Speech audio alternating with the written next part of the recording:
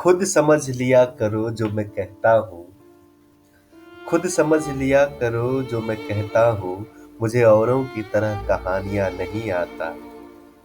शायद, लेकिन, किंतु, परंतु ये सारे शब्द तुम्हें ठीक लगे।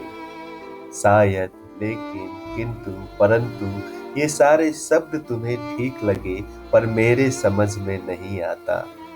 खुद समझ लिया करो जो मैं कहता हूँ। मुझे औरों की तरह कहानियां नहीं आता।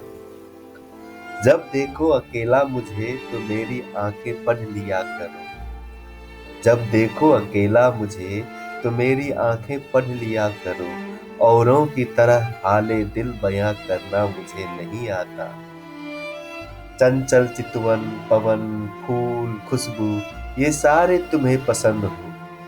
चंचल चितवन, पवन, फूल, खुशबू ये सारे तुम्हें पसंद हो, पर मैं समंदर हूँ। मुझे नदी के जैसे बहना नहीं आता। खुद समझ लिया करो जो मैं कहता हूँ। मुझे औरों की तरह कहानियां नहीं आता। चल दिया करो साथ साथ मेरे, घर में जो चलूं कहीं। चल दिया करो साथ साथ मेरे, घर में जो चलूं कहीं। औरों की तरह रुक रुक के मुझे बुलाना नहीं आता।